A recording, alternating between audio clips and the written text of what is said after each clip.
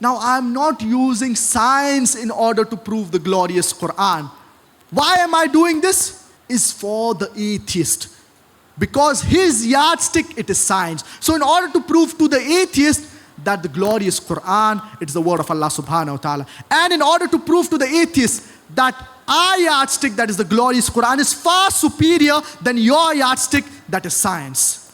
So the glorious Qur'an, it is far superior to science.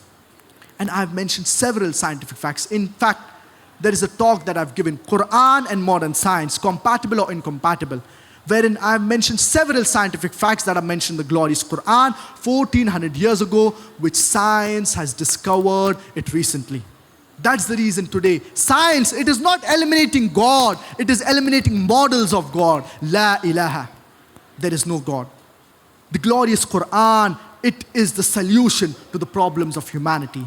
And there were several revelations that were revealed before the glorious Qur'an. But all the revelations before the glorious Qur'an, they were only meant for those people and for that time. But the glorious Qur'an, it is the last and final revelation of Allah subhanahu wa ta'ala that was revealed to the last and final messenger, Prophet Muhammad, peace be upon him. And it is not meant only for the Muslims or only for the Arabs, but the glorious Qur'an, it is meant for the whole of humanity.